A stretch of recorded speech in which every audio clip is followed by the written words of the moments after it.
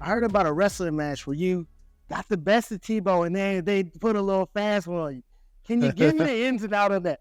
I did my research, man. Hey, boy, hey, yeah, sticky, boy. What Drake said, you know how sticky. Hey, so check this out. True story.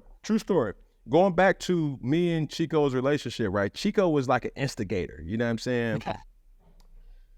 This particular time at UF, and you can go back and you ask Joe, you can ask Spikes, you can ask anybody there. At the end of like a practice or workout, like guys would just hang out in the locker room. But this particular day, like they was slap boxing or wrestling or whatever. So they kind of was around me doing that shit. So not knowing from where I'm from, we used to call it bamming. Like, bro, I bam your back out, blah, blah, blah. You know what I mean? Like that was a thing that we did in high school, right? Never really wrestled. So Chico hits me with the, okay, you say can't nobody bam you out. I know who can, but instigating those situations. Yeah. Tebow had just came into the locker room or was about to leave the locker room. And I was like, bro, it's nobody in here, right, that could, you know what I'm saying, bam me out or wrestle me, whatever. Yeah.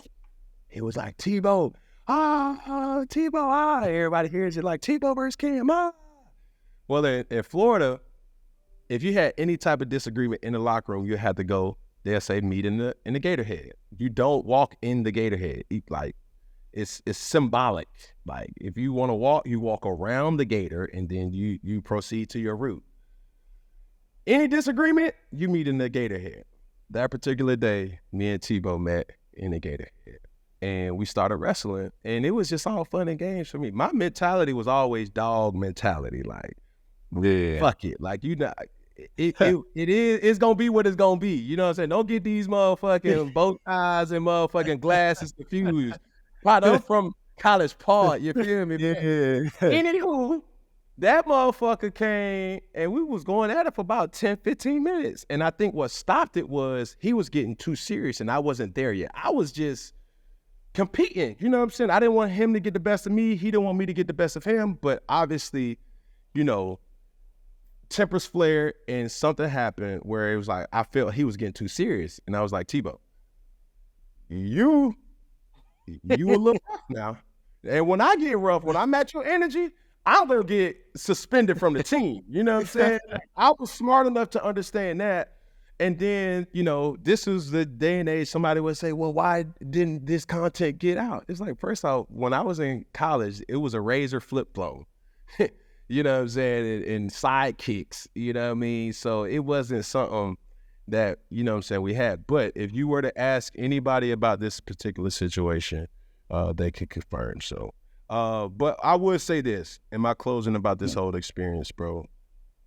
If it wasn't no Tim Tebow, it would not be no Cam Newton. I think what I was able to learn from him, by him knowing that I'm learning from him directly and indirectly, I seen how he prepared. Motherfucker was a beast. And I think the discouraging thing about being on that roster was that I knew I was better than him. That was the competitor talking. But I never would have had an opportunity to compete for the starting job. You know what I'm saying? Because of the amount of success that he was able to amass over that time, I can honestly say I backed up a Heisman Trophy winner, and at that time, he was the youngest Heisman Trophy winner to ever win the trophy, a true sophomore. And and when one of the main reasons why I left Florida was that when he announced that he was coming back, I knew hell no, fuck no, I had to go. I had to leave. Wait, so you chose to leave Florida? I thought you had to leave Florida. No, sir. Check the books. No. But some would say, didn't you get caught into this stolen laptop situation? By the time everything worked out, that was already expunged from my record.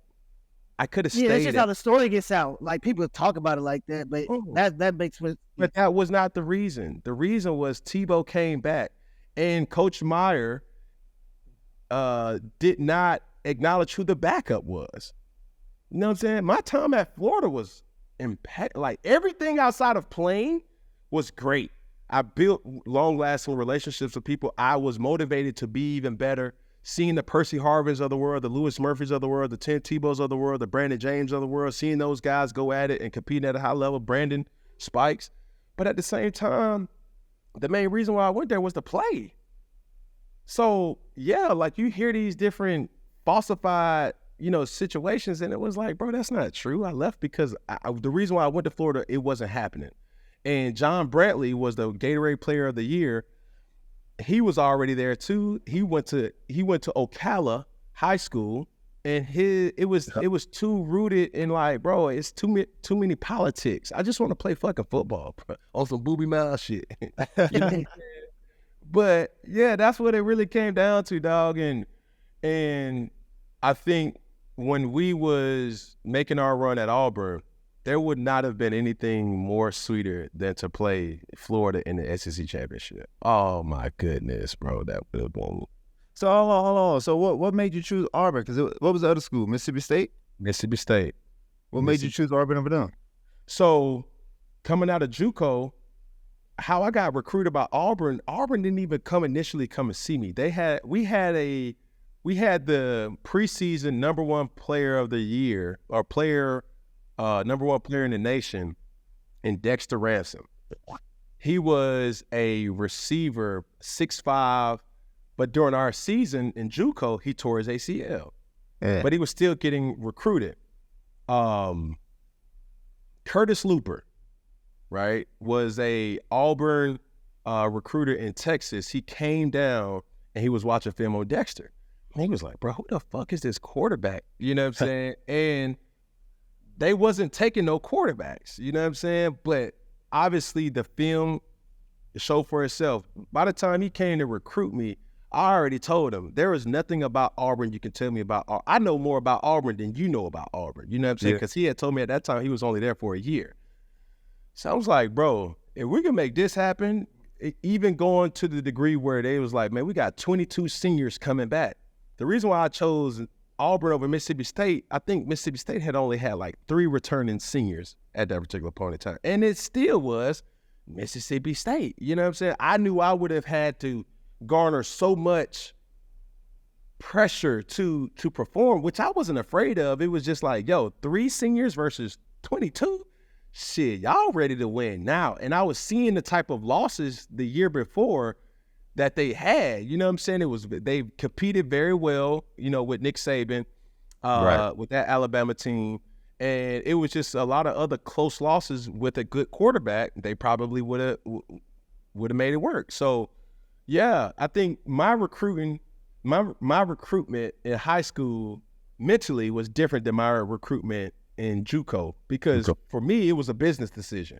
At high school, you all off passion. Like when I came out of JUCO, it was more or less locked and low. Like, how am I going to be implemented into you guys' schematics? Like, have you ever coached a guy like me with my skill set?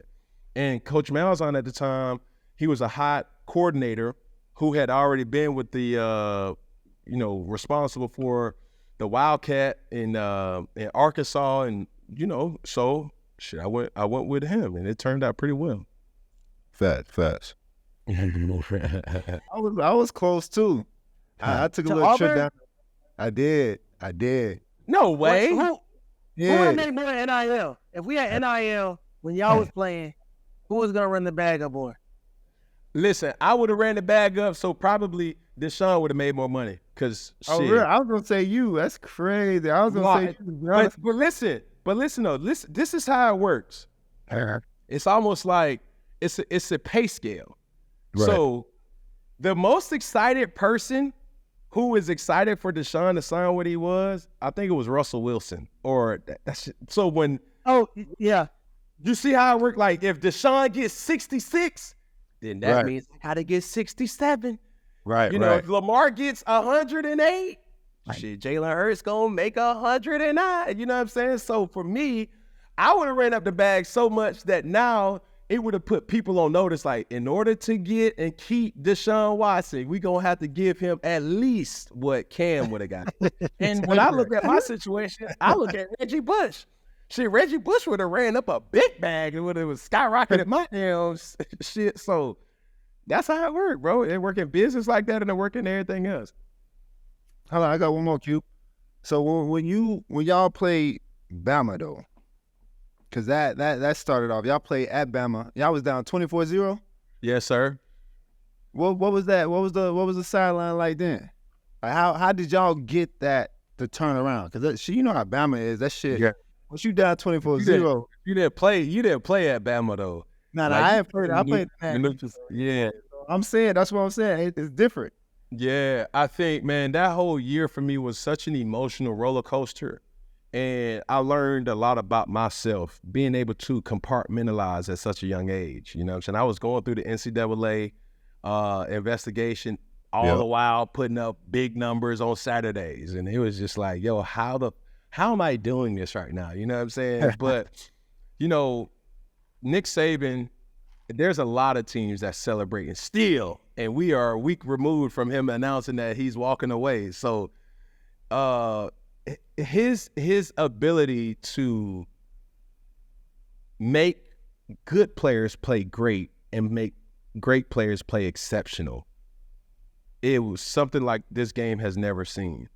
Right. Being down by it, I think our energy at halftime was like, bro, let's just take one play at a time.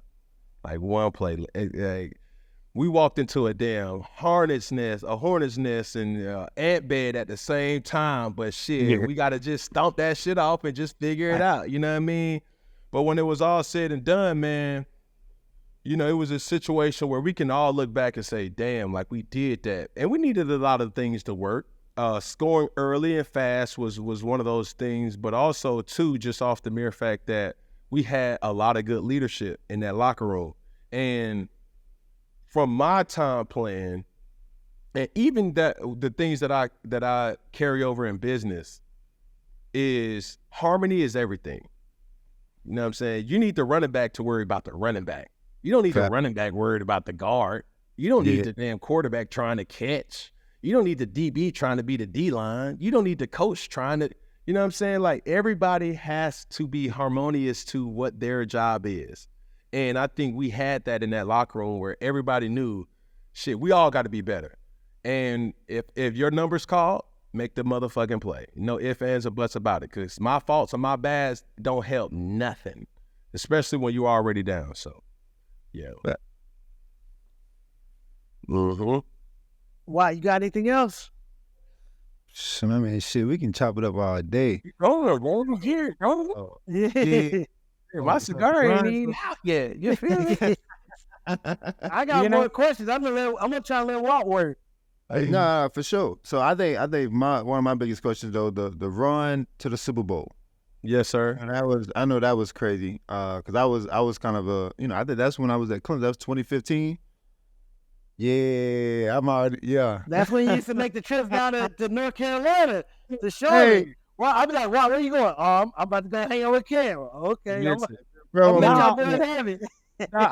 I tell you, just for people to understand me and Deshaun's relationship, right? So Deshaun was my first quarterback on my all-star team, right? And I've always had connection to him in that regard. I've seen him at Gainesville. My last high school game was at Gainesville. And I remember seeing Deshaun as a ball boy for the Falcons. You know what I'm saying? Like, he would come over when we would play Atlanta and Carolina. When we would play Atlanta at the Dome at the time, shit, Deshaun was like, bro, like, what's up, man, bro? You all right? Da, da, da. And I owed it as a service to be able to always look out for not just him, but everybody who ever came through the program. Well, when Deshaun was highly touted coming out of Gainesville High, he decided to go to Clemson. And for him, I just wanted him to know still today, it's just like, bro, you can use me as an asset. Some people do it differently. I don't necessarily care for people to even know our affiliation, but at the end of the day, I owed it to him to show him how to move when you get into my situation. You feel me? Yep. So this particular time, Deshaun had came down with a receiver. You feel me? And it was just like, bro, this if you wanna parlay, this how you parlay. Just say the same way I had to find out how to move because I didn't necessarily have an OG in the game. Like I had to figure out a lot of shit by myself. You feel me? So while he was at Clemson, if you came up, bro, like I'm going to show you how to move. I'm going to show you how to act, interact, get in, get out, still have your name be clean, but still having a good time at the same time. Making sure that you always keep the main thing the main thing. And the main thing is on-field success. You feel me? You know, having certain situations of people in place to always fight on your behalf, whether it's reservations for restaurants, whether, you know, certain things, however. So anytime, you know, he was available to come and, you know, your best friend, what's my boy name, man? It was Tay Scott, wasn't it? It was Tay went with it with you, right? Yeah. No. I'm talking about back in Gainesville. Oh, you talking about Fred? Oh, Freddie. You talking about Freddie? Freddie P.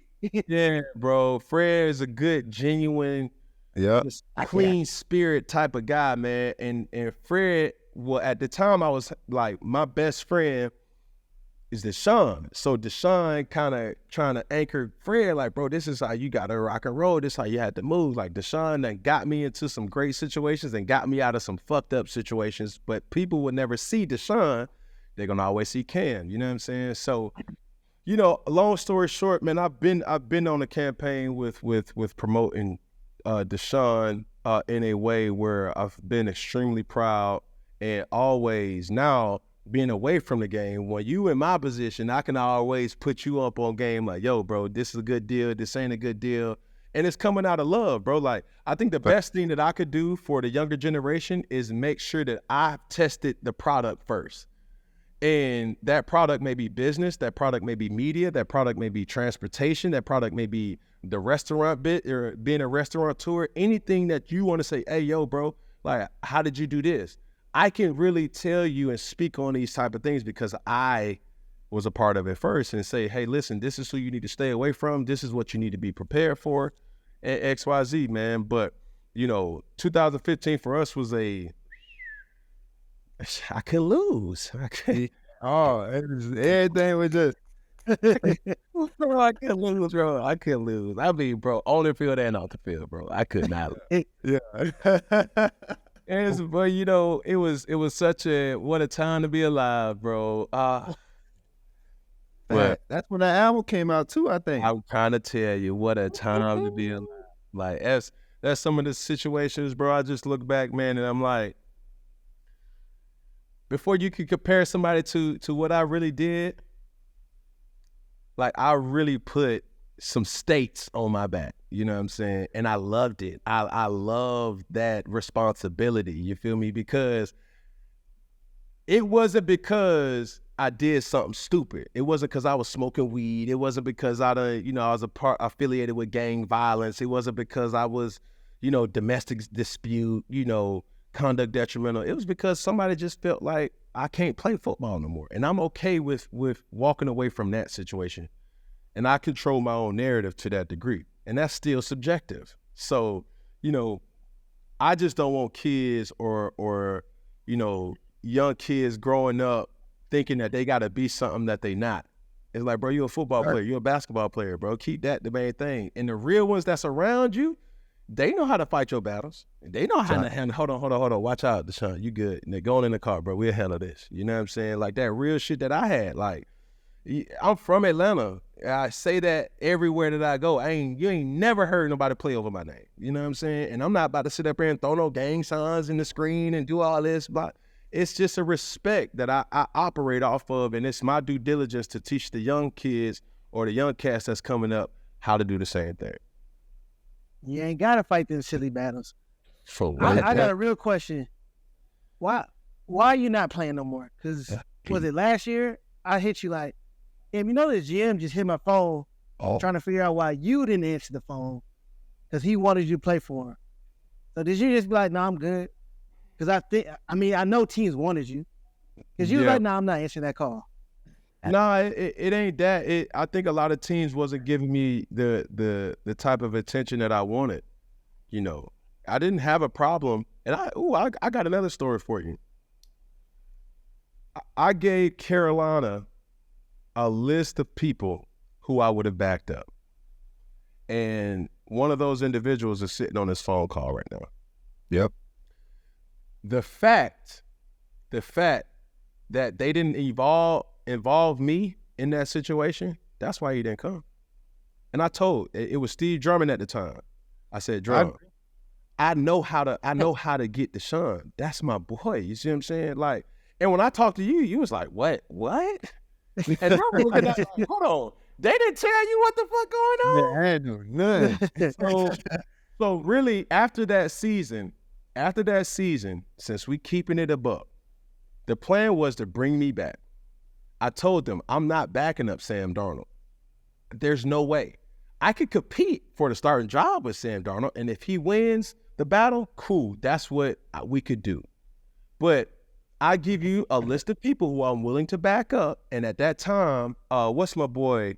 Golly, man, C1N in Tennessee. It's not Malik, is it? Malik. Malik? Yeah, Malik Willis. Yeah. I told them, I said, if you draft Malik Willis, I could be that backup and prepare him for, that next level. I also said, hey, this was the time where, Deshaun was becoming available. I was like, bro, why wouldn't you evolve me on these type of trips? Oh, but I'm just a player and I just need to shut the fuck up and, whatever. But like, dog, y'all can't keep playing this monopolized approach with suppressing players and not giving them the authority that they deserve. It's like, bro, I could have got Carolina, Deshaun Watson, a surrogate son who played in South Carolina and Clemson. Yeah. And what better way to pass it off? And it would not have been no dispute. It's like, yo, Deshaun, like, contrary, this was after all the minutia. It was like, bro, you need a nigga like me. As part of my French, you need a motherfucker like me to really tell you, like, no, bro, like, we chilling. You want this? Cool. Like, hey, I got the, whatever it is, that's what the system was, but it was only being handled on some spoon feeding type of shit. And that's what I didn't like. I was like, bro, if y'all going to fly with Deshaun, it will behoove you to take me with y'all to go talk to Deshaun. They don't need no Scott Federer or no damn David Tepper to do that. Matt Rule was in there talking. I'm like, no. What the fuck? How they gonna relate? No. Hello. Goodbye. Like, what are we really talking about? It's like, bro, it's one of them situations where it's like, listen, bro, tell me how much you trying to pay this motherfucker. All right, cool. Deshaun, come on, man. Let's go on a ride real quick. Let's handle business. Right? Simple and plain. It would have been done that easy, but no, Cam, shut the fuck up. Stay back there and whatever. Deshaun, come on over here. We want to talk. Like, what? But it is what it is, man. I think when I was talking to teams or when teams was reaching out, it was almost, no, you're going to be the backup. And I was like, no, if I felt that if I had an opportunity, a full off season of preparation, I felt like I would have been able to put myself in a better situation than what it initially was. And they didn't give me that. So that little 3.5 or $5 million that they would have damn offered me as a backup, I flipped that and started a production company at a high level. So True. Yeah. You still want to play? Right situation. Yeah. I see a situation like Joe Flacco, and that was what I walked into. Like, right. Learn the offense on the go and doing this. And I was like, bro, I gotta sit down and learn this how I learn it. I can't learn an offense in 2 weeks and expect to execute it at a high level. And that's what I was asking myself, from the Panthers when I went back. And then they fired their offensive coordinator. So I'm like, bro, what the fuck am I really signing up for? Like, this is a shit show. You know what I'm saying? So, all in all, do that burning desire to come outside of a tunnel or to score a touchdown, that would never leave. Yeah. And that's what people I've always said. The retired players, like, bro, that you would never find something that will scratch that itch ever. And it's true. But I'm not going to succumb to my standards, my non-negotiables, And I'm fine. The body of work has already been done. Like, people can't take that away from me. What I've been able to do for this league and to this league is something that not a lot of people can say that they did. And I can rest my hat on that. So how do you say you're not a Hall of Famer? Like, all the things you did, you changed again. Ain't another Negro in the NFL had kids wearing their cleats. Some high tops at that, right? And every tournament we went to, I said, man, what the fuck is that doing wearing this shit? Come on, man. Like, how are you not Hall of Famer? You changed the way kids got dressed in the morning, what they wore to the football field. No. Just how you play the football field, though. You know what I'm saying? The swagger, the Superman, like, all that. You feel me? Like, Gatorade towel, the swaggy cleats. It's like, look, bro, all those things that you could say Cam was the originator, that's the only reason why I did that. You know what I'm saying? So I asked this question too. What's more important, championships or impact? I'm an impact guy. Like, you are more deserving of Hall of Fame than Eli, in my opinion. Yeah. Oh, what that? You make old wild. I'm not. What you got? Because I'm just saying, like, if I look at football, I mean, at the end of the day, like, you know how hard this shit is to get to the Super Bowl. Like, sometimes luck go be on your side, sometimes it's not. You know what I'm saying? The ball just got too many determining factors in this sport of football. It ain't just a quarterback. Niggas ain't it's just a quarterback. It ain't him. Listen, and you say that just because that person didn't win that one game and he did everything else, he came in out. That's crazy to me. I look at a guy like Robert Ory or Allen Iverson. You know what I'm saying? You'd be like, damn, Robert Ory got that many rings? He was on that team? Not to discredit him, like, he had big shot Robert Ory, but it's like, AI though?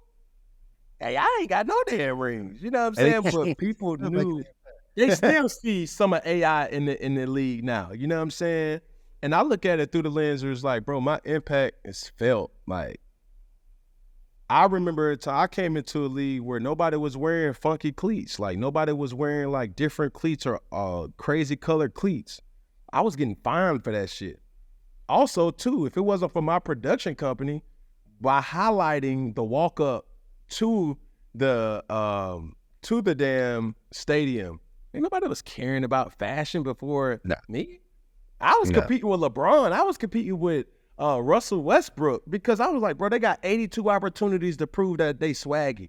Shit, I only got 17. You know what I'm saying? So shit, I'm gonna try to make all these motherfuckers hit. Some of them caught people's eyes, and some of them was like, what the fuck does he got on? But it still was the brashness and the boldness and the bravado. Like, shit, motherfucker, I belong here. You know what I mean? You don't know where I'm from? Did I not tell you this already? And it was felt. You know what I'm saying? Like, when I go to Carolina and people appreciate what I've done, so Hall of Fame or not, the work is already done. My only regret by going back to New England was that I didn't play in front of the fans. I'm a very emotional based person. I go off energy. I go off crowds. I go off, this and that. And man, it was COVID. Man, we didn't have nobody in the damn stands. That was weird to me. That was like an exhibition, practice app on fucking Madden. That was just like, bro, what the hell is this? You know what I'm saying? But needless to say, everything is what everything is. I'm not about to sit up here and say I wish I had an opportunity to do it over, because everywhere that I went, people felt my presence there. And when you walk in that type of intentions, like, you can't lose. You can't. You talked about playing for New England, playing for the best head coach ever. Mm-hmm. What is that experience like? Because I've heard so many good things, some negative things, but I've never heard your side of it. What is that like? You end up getting released, but you asked for the release. How did that go? They cut me. They released me. And I remember it was Matt Patricia and Bill Belichick. And it was weird because the assistant at the time, sweet lady, she was like, Cam, Coach Belichick would like to see you in his office. And I was like, his office is down here. You know what I'm saying? She was like, no, he's talking to you. And I was like, oh, no. What the fuck? It's happening. You know what I'm saying? I was like, oh, my God. It is what it is. And this is what I told him. I said, Coach Belichick, appreciate the opportunity, but what I've witnessed during my time here in New England, you're not only going to make me a better person, but you're going to make me a better businessman. And bro, he runs that organization or ran that organization, bro, like a Fortune 500 or Fortune 50 company. Everything, and I mean everything, was controlled or monitored by William Bill Belichick, and to some degree. And he allowed his players to walk in their own truth. He didn't try to change me while I was there. If anything, he heightened my football IQ because he was teaching me about other different things along with other players. Like, we would have team meetings, bro, talking about just certain situations in football games that can't happen.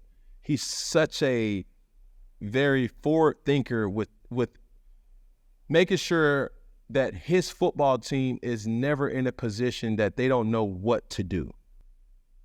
And I was like, damn, like, bro, we was looking at fucking Lawrence Taylor film in modern day. I was like, bro, is this Lawrence Taylor? This particular team meeting, bro, he was trying to get through to the defenders like, this is how you turn back a counter play. Like, boom, this is a perfect example. Lawrence Taylor, he had like 5 clips and he just dragging the guard.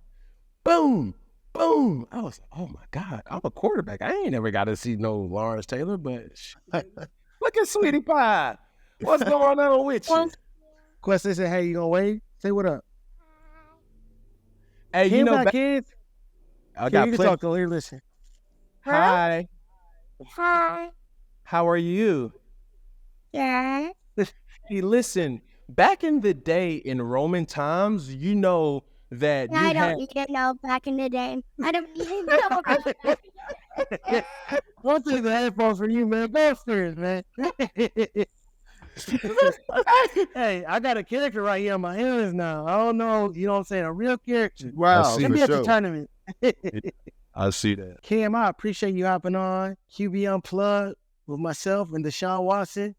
Yes, Appreciate you, big bro, man. Good to see you.